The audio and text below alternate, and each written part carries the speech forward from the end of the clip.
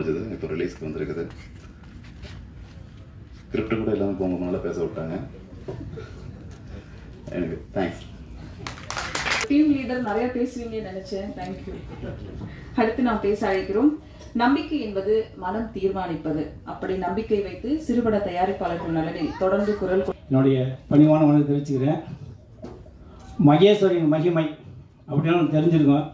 ஈசனை நேராக கொண்டு வந்து நிப்பாட்டார் நம்மளுடைய தவமணி. ஆமாம், ஏன்னா இப்போ நான் கேட்டவரை என்ன வெறும் ட்ரெயிலர் மட்டும் போட்டிங்க, பாட்டு என்னாச்சுன்னு இல்லை நான் படம் போகிறேன். சரி இந்த ட்ரெய்லர் எதாவது போட்டலாமே, நான் ராஜன் பேசிட்டே இருந்தோம்.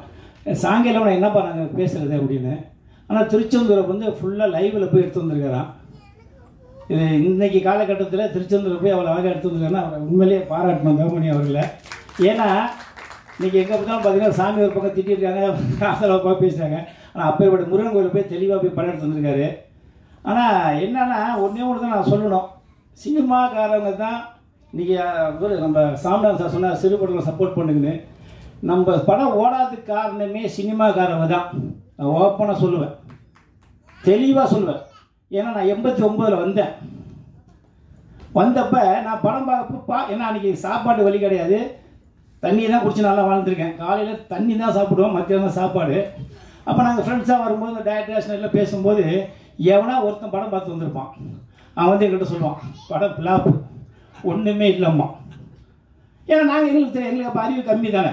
சரி நாங்களே எல்லாம் அது படம் ஒன்றுமே இல்லைடா அப்படின்னு. இன்றைக்கி வரைக்கும் சொல்லிட்டு இருக்காங்க நம்ம சினிமாக்காரன். அவன் ஜெயிக்கணும், அவன் முன்னுக்கு வரணும், அவன் லைஃப்பை கொண்டு வரணும், அவன் குடும்பத்தை காப்பாற்றணும் எவனுமே நினைக்கிறது. இன்றைக்கி வரைக்கும் இந்த வடப்பள்ளியும் சரி இந்த பிரசாத் எதுக்கும் சரி கோடம் பார்க்கும்போது இன்றைக்கி நிற்கிறானுங்க. ஏன்னா நான் என் சங்கத்தில் நீங்கள் இப்போ வெளியில் நீங்கள் மீடியாவில் பார்க்குற போகிறீங்க உங்களுக்கு தெரியும். ஆனால் நான் எனக்கு டெய்லி அந்த சங்கத்துக்கு வரதுனால உண்மை சொன்னால் இன்றைக்கி சிறுபடுறதுனால எக்கச்சக்கமான பேர் இந்த சங்கத்துக்கு வரதுனால நான் இப்போ கவர்மெண்ட்டோட சொன்னேன் எதுவாக இருந்தால் தெளிவாக அப்படின்னு சொன்னேன் இல்லையா. ஒவ்வொரு விஷயம் நான் கேட்டு செய்யணும். என்ன காரணம்னா இன்றைக்கி ஒன்றும் இல்லை, அந்த இவன் நடித்தான் நம்ம தனுஷ், அவன் படம் ஒன்றுமே இல்லைன்ட்டான். வந்து பிளாப்பு ஒன்றுமே படம் பார்த்து என்கிட்ட பார்க்கலன்றான். யாரா சொன்னாலும் எனக்கு கெட்ட வார்த்தை வருவான்னு வரல. யாரும் சொன்னாங்கண்ணே, டேய் சரி டிஎன்ஏ எப்படா இருக்கு, அது ஒன்றும் இல்லைண்ணே, படம் பார்த்தியா பார்க்கலண்ணே. அப்படி எப்படி நம்ம திட்டவுமா திட்ட மாட்டோமா சொல்கிறானே இப்போ வரைக்கும். ஏன்னா இன்றைக்கி வந்து ஆந்திரா ஹிட்டுன்றா இங்கேயும் பரவாயில்லன்றான். என் பையன் பார்த்து சொன்னான், கூப்பிட்டு அப்பா அருமையாக இருக்குது வாங்க ஃபேமிலியோட போகலான்றான். இதுக்கு என்ன சொல்லிங்க, அது 100 கோடி 200 கோடி இவர் எடுத்தது 1 கோடி 50 கோடி. ஏன் என்ன சொல்கிறேன்னா முன்ன படம் நல்லா ஓடணும்னா சினிமாக்காரங்களுக்கு படத்தை பாருங்க. படத்தை பார்க்கலையா கண்டிப்பாக போடாதீங்க, எவன்ட்டையும் பேசாதீங்க. அப்போ தான் நீ உண்மையான ஆம்பளை, உண்மையாலே சினிமாக்காக வந்த சாய்க்கு வந்த மனுஷன் நான் சொல்லுவேன். எல்லா பேரும் சொல்கிறான் படம் பார்க்கல சொல்லிட்டு போ. நல்லா அவன் முடிவு பண்ணிட்டான். இன்னைக்கு மக்கள் தாங்க படம் பார்க்குறாங்க, சினிமாக்காரங்க தேட்டருக்கே போகிறதில்ல. ஏன்னா நமக்கு தான் வயிற்றுக்கே சோத்துக்கு வழி இல்லாமல் சினிமா பார்க்க முடியும், 2 ரூபா கொடுத்து எப்போ வாங்கி போக முடியும். அதனால தான் சொல்கிறேன் ஓப்பனாக அந்த தவமணியில் நான் தெளிவாக சொல்கிறேன், யாருமே ஏமாற்றி வாழ்ந்து சரித்திரம் நான் அப்பப்போ சொல்லுவேன். சினிமாவை நம்பி வந்து யாருமே தோற்றதே கிடையாது. நான் நீ உங்கள் நின்னாடி போய் பேசுறேன்னா காரணம் இல்லைங்க, எவ்வளோ கஷ்டத்துக்கு நான் பட்டு வந்திருக்கேன். நான் வந்து சாதாரண வரல, அரசியல் சினிமா கினிமா எல்லாத்தையும் அடித்து ஓட விட்டு தாங்க வந்திருக்கேன். நீங்கள் வந்து இன்னும் உங்கள்கிட்ட பேசுகிறேன். ஏன்னா ஜெயிக்கணும், நீங்கள் வாங்க, நான் வந்து உங்கள்கிட்ட பேசுகிறேன்ல. எந்த படத்தையுமே நல்லா இல்லைன்னு சினிமாக்காரன் சொல்லாதீங்க, அந்த சினிமா நம்பி வந்து எவருமே சொல்லாதீங்க. நான் இதை மட்டும் சொல்லுவேன், நீங்கள் ஆனந்தமாக சொல்லுவேன். ரஜினி எப்படி இருந்தார், கமல் எப்படி இருந்தார், அந்த ஓடுனா அவங்க 100 கோடி ஓடாட்டினா அவங்க சமாளிப்பாங்க, அடுத்த ஒரு காட்சி சம்பாதிப்பாங்க. இந்த சிறுபடத்தை யார் காப்பாற்றுறது, இவங்க யார் வாழ வைக்கிறது? இப்போ அடுத்த படம் அவங்க பையன் பாருங்க, அதிகார சூப்பர் ஹீரோவாக இருக்காரு. நான் கேட்டேன் நீ நேரில் ஹீரோவாக இருக்கப்பா அப்படின்னு. அடுத்த படம் கண்டிப்பாக சத்தியமாக அவங்க பையனுக்கு ஒரு படத்தை எடுப்பார். அதை எடுக்க உடனே நான் எடுக்க வச்சேன். ஏன்னா இந்த படத்தை விட்டது வேறு படத்தில் பிடிச்சிதான் ஆகணும். அது நம்ம எதில் வந்தோமோ அதில் தான் நம்ம ஜெயிக்கணும். எதை நினச்சோமோ, நான் வந்து தஞ்சாவூர்லேருந்து வந்தேன். நான் இங்கே வந்து 35 வருஷம் இருந்து என்னோட சொந்த படத்தை எடுத்து தான் ஊருக்கு போனேன். அத்தனையும் கழிச்சு வந்து நிற்கிறேன்னா அதேமாதிரி ஒவ்வொரு மனிதனும் ஒரு சொல்லுவாங்க தெரியுமா, காக்கைக்கும் தன் குஞ்சு பொன் குஞ்சுன்னு. நீங்கள் எல்லாருமே ஹீரோ தான், நீங்கள் எல்லாருமே டேரக்டர் தான், நீங்கள் எல்லாருமே கேமராமேன் தான், எல்லாருமே மியூசிக் டேரக்டர் தான். உங்கள் மனசை எல்லாம் உட்காந்து அத்தனை பேர் ஒரு எண்ணெய் இல்லைன்னு மட்டும் நீங்கள் சொல்லுங்கள். நான் அந்த சினிமா விட்டு நான் போயிடுறேன்.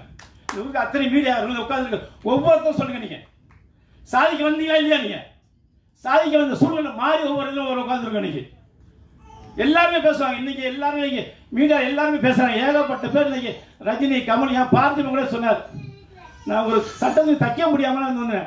எல்லாமே இன்னைக்கு எல்லாம் ஏன்னா இன்னைக்கு மீடியா நிறைய பேர்ந்துருச்சு. ஆனால் ஏகப்பட்டவங்க இன்னைக்கு எல்லாத்தையும் மனசில் அத்தனை கற்கிறாங்க. ஒரு 2 நாள் தாவாணிகள்னு ஒரு படம் பாக்யராஜ் சார் நடித்த படம். நீங்கள் தயவு செய்து சினிமாவில் மீண்டும் சாதிக்கணும்னா தாவாணிகள்ங்கிற படத்தை பாருங்க, சிவாஜி சார் நடிச்சிருப்பார். ஏன்னா எல்லாருமே கஷ்டப்படுது. என்னால் பிச்சை ஒன்று தான் எனக்கு சினிமாவில் வந்து பாக்கி எல்லாரையும் பார்த்தாச்சு. அதனால் நீங்கள் நேர்மையாக இருந்து சினிமா நினச்சி வந்தீங்கன்னா வரலாம். இதாங்க அவர் இந்த மகேஷ் மகிமை மிகப்பெரிய வெற்றி அப்படின்னா, ஏன்னா அடுத்த படம் வேறு போட போகிறாரு. அதனால் ரொம்ப பேசினாகவும் எல்லாருமே சப்போர்ட் பண்ணுங்க. ஏன்னா நீங்கள் யாரோ ஒரு ஆள் கூட போய் காசு சொல்லலாம், நான் சப்போர்ட் பண்ணுவேன். உங்களுக்கு நல்ல கண்ணு இருந்தால் தவமணி படம் அடுத்த எடுக்குன்னு சொல்லி அடுத்த படம் பெருசாக பண்ண பயன் வச்சுருக்காங்க சொன்னீங்கன்னா கதை நல்லது. நான் முடியாது. திரு தவமணி அவர்களை பேச அழைக்கிறோம். ஓரி பிரம்மசக்தி அம்பாள் திரைப்பட தயாரிப்பு நிறுவனம் என்ற ஒரு அமைப்பை நிறுவி அதன் மூலமாக இந்த மகேஸ்வரன் மகிமை என்ற திரைப்படத்தை எடுக்க வேண்டும் என்று ஒரு முடிவு செய்து ஒரு லெட்டர் பேட் அடித்து, நான் பேசணும் நிறைய பேசணும், இருந்தாலும் அந்த அம்மா பேரை சொல்லிட்டு 4 லைன். நான் என் வாழ்க்கையில் ஒரு படம் எடுப்பேன். இவங்க இந்த ராஜன் சாரு, இந்த அன்பு செல்வன் சாரெல்லாம் நான் பார்ப்பேன். அவங்க முன்னாடி நின்று பேசுறதுக்கு எனக்கு இன்னைக்கு ஒரு ரைட்டு கிடச்சிருக்கு. அதே அந்த சிவனோட அருள் தான். இல்லைன்னா அந்த மேடையில் வரவே முடியாது. எந்த காரணம் கொண்டு வர முடியாது. அது ஒரு சக்தி, அந்த பிரம்ம சக்தி. எல்லாரும் வணங்குற தெய்வத்தை ஏதாவது ஒரு வகையில் எந்த தெய்வமாக இருந்தாலும் சரி தான், ஹிந்துவாக இருந்தாலும் சரி, கிறிஸ்தவராக இருந்தாலும் சரி, இஸ்லாமியராக இருந்தாலும் சரி, நாம வணங்குற தெய்வத்தை விடாமல் பிடிக்கணும். நாம செய்கிறது இன்னைக்கு நான் சாமிக்கு அதை பண்ணேன் இதை செஞ்சேன் சொல்லவே கூடாது. நாம பாட்டுக்கு செஞ்சுட்டு இருக்கணும், நாம பாட்டு வணங்கிட்டு இருக்கணும். நாம நினைச்சு நடக்கும், கண்டிப்பாக நடக்கும். நான் இந்த மேடையிலிருந்து நான் சொல்றேன், சின்ன வயசுல நான் என் பையனை வச்சு எடுத்த நடித்த கதாபாத்திரத்தை அவனுக்கு கொடுத்துருக்கேன். அவன்கிட்ட கேட்டேன், என்கிட்ட காசு இருக்கு, கடன் வாங்கல, 1 பைசா கடன் கிடையாது இன்னைக்கு வரைக்கும். அப்படித்தான் அந்த படத்தை எடுத்திருக்கு. அந்த அம்மா எனக்கு சக்தி கொடுத்துருக்கு. 24 வயசுல, என் வயசை சொன்னா நீங்க ஆச்சரியப்படுவீங்க, எல்லாம் கொஞ்சம் மேக்கப்ல தான் இருக்கேன். 74 வயசு, 1952 பிப்ரவரி மாதம் 19ஆம் தேதி பிறந்திருக்கேன். கணக்கை பார்த்துங்க, எல்லாம் சொல்றலாம் மேக்கப் தான். ராஜனையா எப்படி இருக்காங்க, பழமா இருக்காங்க. அவங்க இந்த இதில் டிவில எல்லாம் பேசுறதெல்லாம் கேட்கும்போது உண்மை அப்படியே உள்ளொன்று வைத்து புறமொன்று பேசுவார், உறவு கலவாக வேண்டும் அந்த மாதிரி ஆளவங்க. சாரம் அப்படித்தான் அறிவுரை சொல்லுவாங்க பாருங்க.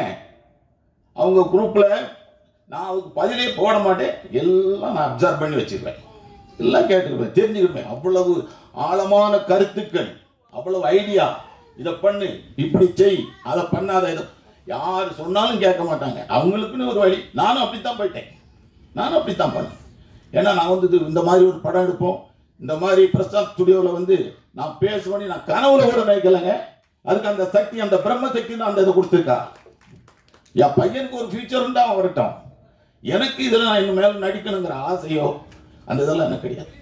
ஆனால் ஒரு படம் எடுக்கணும், அது பக்தி படமாக இருக்கணும். நான் நடிச்சிருந்தேன், அதில் பாராட்டு கிடைச்சது எனக்கு. 2 கேரக்டரில் இன்றைக்கு நான் நடிச்சிருக்கல, அன்றைக்கு நடிச்சிருக்கேன். 24 வயசுல நான் இதே தகப்பனார் கேரக்டர் நடித்தேன். 31 வயசுல 25 வயசு பையனா நடித்தேன். இப்போ 74 வயசுல 45 வயசு மனிதனா நடிச்சிருக்கேன். இது நடிப்பு. சினிமாங்கிற உலகத்தை வச்சு முழுமையா பேசுறதுக்கு எனக்கு ரைட்டே கிடையாது. ஏன்னா நான் அனுபவசாலியோ, அதுல எனக்கு ஒண்ணுமே ஏது தெரியாது, இசட்டும் தெரியாது. ஏ டு இசட் தெரிஞ்சவங்களாம் இருக்காங்க, பெரிய பெரிய ஆட்கள் இருக்காங்க. ராஜன் சார் எவ்வளவு பெரிய ஆளு, எத்தனை படம் தயாரிச்சிருக்காங்க, எல்லா நடிகரும் அவங்களுக்கு தெரியும். நான் இன்னைக்கு இந்த மேடையில அவங்க முன்னாடி பேசுறதுக்கு எனக்கு ஒரு வாய்ப்பு கிடைச்சது. அந்த பிரம்மசக்தி அம்மாளுக்கும் அந்த சிவபெருமான் தான் நான் நினைச்சேன். இப்படி நான் ஒரு மேடையில் நின்று பேசுவேன் நான் எதிர்பார்க்கவும் இல்லை. அந்த ஒரு சூழ்நிலையை உருவாக்கி கொடுத்தது அந்த தெய்வங்கள் எல்லாம். ஆனால் கோயிலுக்கு நிறைய செஞ்சிருக்கேன், நிறைய போவேன். என் குடும்பங்களுக்கு தெரியும், என்னை சார்ந்தவர்களுக்கு தெரியும்.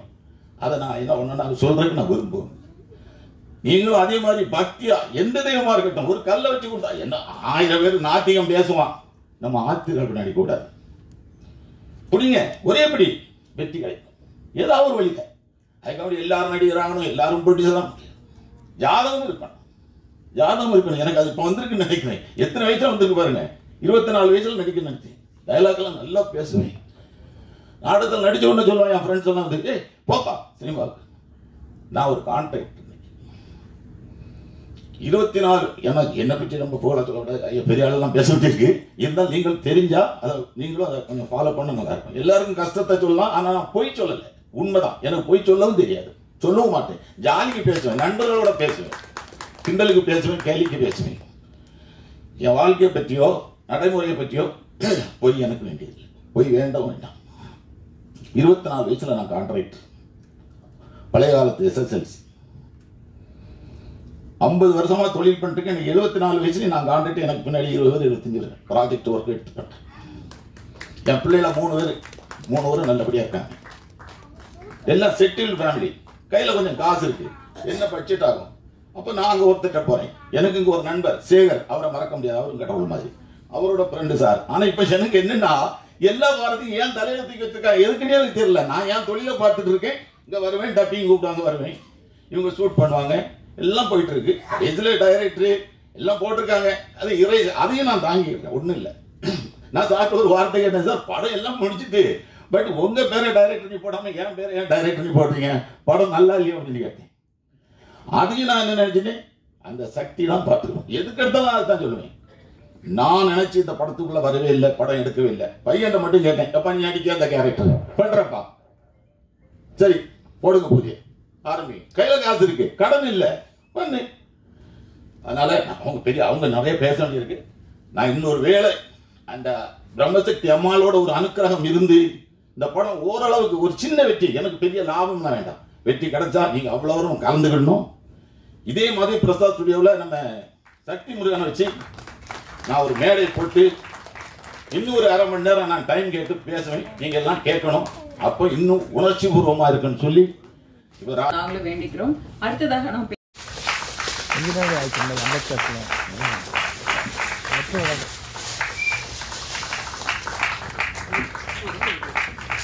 ட்ரெய்லர் எங்கள் அன்பும் நன்றியும்.